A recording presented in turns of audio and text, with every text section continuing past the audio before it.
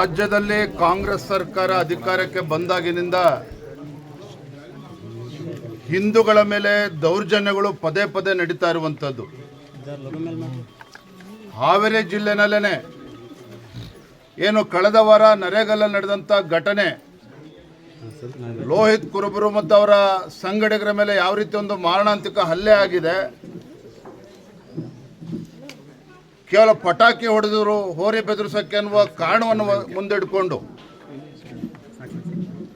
ಕೊಲೆ ಮಾಡ್ತಕ್ಕಂಥ ಮಟ್ಟಕ್ಕೆ ಇವತ್ತು ಹೋಗ್ತಾ ಇದ್ದಾರೆ ಇವತ್ತು ಹಾವೇರಿ ಜಿಲ್ಲೆಯಲ್ಲಿ ಅಂತ ಹೇಳಿದ್ರೆ. ಮತ್ತೊಂದು ಕಡೆ ರಟ್ಟೆಹಳ್ಳಿನಲ್ಲಿ ಏನು ಶಿವಾಜಿ ರಾವ್ ಅವರು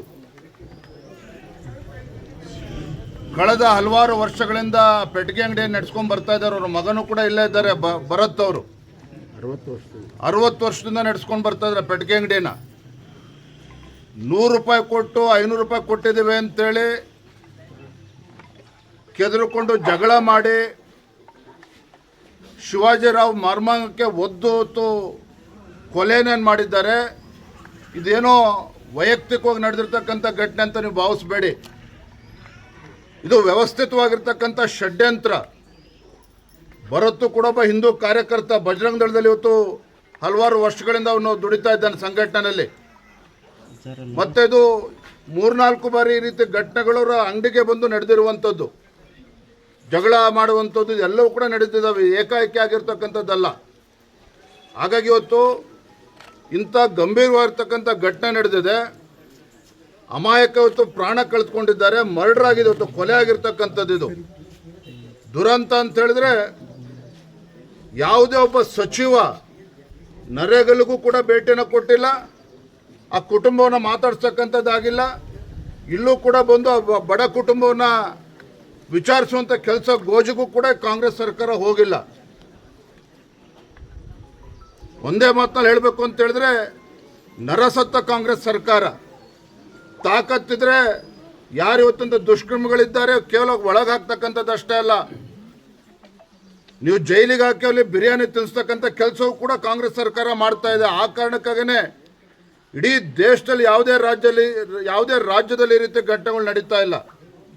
ಎಲ್ಲಿ ಕಾಂಗ್ರೆಸ್ ಸರ್ಕಾರ ಇದೆ, ಕರ್ನಾಟಕ ರಾಜ್ಯದಲ್ಲಿ ಇವತ್ತು ಈ ರೀತಿ ಘಟನೆಗಳು ಪದೇ ಪದೇ ಮರುಕಳಿಸ್ತಾ ಇದೆ ಅಂತ ಹೇಳಿದ್ರೆ, ಯಲ್ಲಾಪುರದಲ್ಲಿ ಕೆಲವು ತಿಂಗಳುಗಳಿಂದ ಒಬ್ಬ ದಲಿತ ಮಹಿಳೆ ಬರ್ಬರ ಹತ್ಯೆ ಆಯಿತು, ಲವ್ ಜಿಹಾದ್ ಪ್ರಕರಣ. ಅಲ್ಲೂ ಕೂಡ ಯಾವನೊಬ್ಬ ಸಚಿವ ಹೋಗಲಿಲ್ಲ. ಅಂದರೆ ಎಲ್ಲೋ ಒಂದು ಕಡೆ ಕಾಂಗ್ರೆಸ್ ಸರ್ಕಾರದ ಅಲ್ಪಸಂಖ್ಯಾತರ ಓಲೈಕೆ ರಾಜಕಾರಣ ಎಲ್ಲಿಗೆ ಬಂದು ಮುಟ್ಟಿದೆ ಅಂತ ಹೇಳಿದ್ರೆ, ಇಂಥ ಒಂದು ಮತೀಯ ಶಕ್ತಿಗಳಿಗೆ ಒಂದು ಧೈರ್ಯ ಹೊತ್ತು ಬಂದಿರುವಂಥದ್ದು. ಪ್ರಿಯಾಂಕಾ ಖರ್ಗೆ ಅವರು ಇವತ್ತು ಅಮೆರಿಕ ಬಗ್ಗೆ ಮಾತಾಡ್ತಾರೆ, ರಷ್ಯಾ ಬಗ್ಗೆ ಮಾತಾಡ್ತಾರೆ, RSS ಬಗ್ಗೆ ಮಾತಾಡ್ತಾರೆ. ತಾಕತ್ತಿದ್ರೆ ನಿಮಗೆ ಒಬ್ಬ ಗೃಹ ಸಚಿವರಾಗಿ ಹೇಳ್ತಾ ಇದ್ದೇನೆ, ತಾಕತ್ತಿದ್ರೆ ಯಾರು ಇವತ್ತಿಂಥ ಘಟನೆಗಳಲ್ಲಿ ಇವತ್ತು ರಾಜ್ಯದಲ್ಲಿ ಪದೇ ಪದೇ ಆಗ್ತಾ ಇದೆ ಅಂಥವ್ರನ್ನ ಯಾವ ರೀತಿ ಎಡೆಮುರಿ ಕಟ್ಟಬೇಕು ಆ ಕೆಲಸವನ್ನು ಮಾಡಿ. ಇಂಥ ಬಡ ಕುಟುಂಬಕ್ಕೆ ಇವತ್ತು ಸಂತೋಷ್, ಇವತ್ತು ಭರತ್ಗೂ ಕೂಡ ಇವತ್ತು ಬೆದರಿಕೆ ಇದೆ, ಅವ್ರಿಗೆ ರಕ್ಷಣೆಯನ್ನು ಕೂಡ ಕೊಡಬೇಕು. ಪಾಪ ಬಡ ಕುಟುಂಬ, ಒಬ್ಬಳು ತಂಗಿನೂ ಕೂಡ ಇದ್ದಾರೆ, ಒಂದು ಅವರಿಗೆ ಒಂದು ಸರ್ಕಾರಿ ನೌಕರಿನೂ ಕೂಡ ಕೊಡಬೇಕು, ಒಂದು ಕೆಲಸವನ್ನು ಕೂಡ ಕೊಡಬೇಕು, ಪರಿಹಾರವನ್ನು ಕೂಡ ಕೊಡಬೇಕು. ಇದನ್ನು ಮಾಡೋದು ಬಿಟ್ಟು ನಿಮ್ಮ ಯೋಗ್ಯತೆಗೆ ಬಂದಿಲ್ಲ ಕುಟುಂಬನ ಭೇಟಿ ಮಾಡ್ತಕ್ಕಂಥ ಪುರುಸೊತ್ತು ನಿಮಗೆ ಸಿಗ್ತಾ ಇಲ್ಲ ಸಚಿವರುಗಳಿಗೆ, ಸರ್ಕಾರಕ್ಕೆ ಮುಖ್ಯಮಂತ್ರಿಗಳಿಗೆ ಪುರುಸೊತ್ತಿಲ್ಲ. ನಾವಿವತ್ತೇನೋ ಬಂದು ಸಾಂತ್ವನ ಹೇಳ್ತಕ್ಕಂಥ ಪ್ರಯತ್ನ ಮಾಡಿದ್ದೇವೆ, ಆದರೆ ರಾಜ್ಯ ಸರ್ಕಾರ ಇವತ್ತು ಎಚ್ಚೆತ್ಕೊಳ್ಬೇಕಾಗ್ತದೆ. ಅಲ್ಲಿ ಒಂದು ಕಡೆ ಪುನೀತ್ ಕೆರೆಹಳ್ಳಿ ಒಬ್ಬ ಹಿಂದೂ ಕಾರ್ಯಕರ್ತ, ಹಲವಾರು ವರ್ಷಗಳಿಂದ ಏನು ಗೋರಕ್ಷಣೆ ಮಾಡ್ತಕ್ಕಂಥ ಕೆಲಸ ಮಾಡ್ತಾ ಇದ್ದಾನೆ, ಒಬ್ಬ ಹಿಂದೂ ಕಾರ್ಯಕರ್ತನ ಪ್ರಾಮಾಣಿಕ ಕೆಲಸ ಮಾಡ್ತಾ ಇದ್ದಾನೆ. ಪುನೀತ್ ಕೆರೆಹಳ್ಳಿ ವಿರುದ್ಧ ಯಾರೊಬ್ಬ ಕೊಲೆ ಬೆದರಿಕೆ ಹಾಕ್ತಾನೆ, ಅವರನ್ನು ಒದ್ದು ಒಳಗಾಗ್ತಕ್ಕಂಥ ಕೆಲಸ ಕಾಂಗ್ರೆಸ್ ಸರ್ಕಾರ ಮಾಡೋದಿಲ್ಲ. ಬದಲಾಗಿ ಯಾರೊಬ್ಬ ಹಾದಿಲಿ ಬೀದಿಲಿ ಹೋಗಿ ಒಂದು ಕಂಪ್ಲೇಂಟ್ ಕೊಟ್ಟ ಅವ್ರ ವಿರುದ್ಧ ಅಂತೇಳಿ ಸುಳ್ಳು ಮೊಕದ್ದಮೆ ಮೇಲೆ ಮತ್ತೆ ಮೊನ್ನೆ ಅರೆಸ್ಟ್ ಮಾಡಿದ್ದಾರೆ ಪುನೀತ್ ಕೆರೆಹಳ್ಳಿನ. ಅಂದರೆ ಎಲ್ಲೋ ಒಂದು ಕಡೆ ಕಾಂಗ್ರೆಸ್ ಸರ್ಕಾರ ಇವರು ಪದೇ ಪದೇ ಹಿಂದೂ ಕಾರ್ಯಕರ್ತರನ್ನು ಟಾರ್ಗೆಟ್ ಮಾಡ್ತಾ ಇರುವಂಥದ್ದು. ಇವರ ಅಲ್ಪಸಂಖ್ಯಾತರ ಓಲೈಕೆ ರಾಜಕಾರಣದ ಪರಿಣಾಮವಾಗಿ ಇವತ್ತಿಂಥ ಮತೀಯ ಶಕ್ತಿಗಳಿಗೆ ಇವತ್ತು ಧೈರ್ಯ ಬಂದಿರುವಂಥದ್ದು. ಹಾಗಾಗಿ ನಾನು ಇವತ್ತು ರಾಜ್ಯ ಸರ್ಕಾರವನ್ನು ಎಚ್ಚರಿಸ್ತಾ ಇದ್ದೇವೆ, ನಾಡಿದ್ದು 16ನೇ ತಾರೀಕು ಕೂಡ ಒಂದು ಬೃಹತ್ ಹೋರಾಟವನ್ನು ಹಾವೇರಿನಲ್ಲಿ ಹಮ್ಮಿಕೊಂಡಿದ್ದಾರೆ ಬೊಮ್ಮಾಯಿ ಅವರ ನೇತೃತ್ವದಲ್ಲಿ.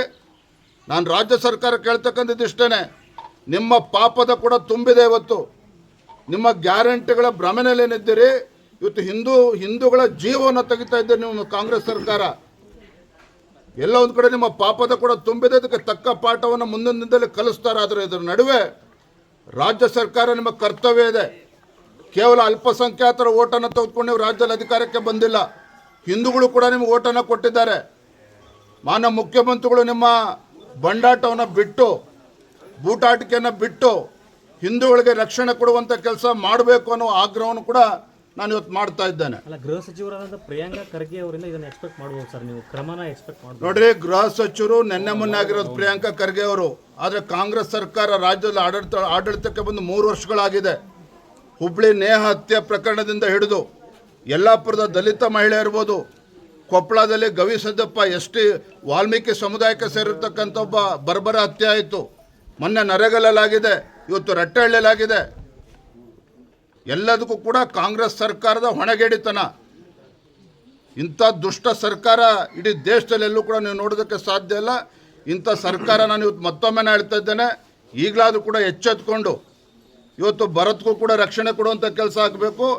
ಏನೋ ನೆಪ ಒಡ್ಡು ಯಾರೋ 420ಗಳು ಹೇಳ್ತಾರೆ ಅಂತೇಳಿ ಅವ್ರ ಅಂಗಡಿಯನ್ನು ಖಾಲಿ ಮಾಡಿಸ್ತಕ್ಕಂಥ ಕೆಲಸ ಮಾಡಿದ್ರೆ ಇಡೀ ರಾಜ್ಯಾದ್ಯಂತ ಬಂದಿಲ್ಲಿ ಪ್ರತಿಭಟನೆ ಮಾಡುವಂಥ ಕೆಲಸ ಸಂದರ್ಭ ಬರ್ತದೆ.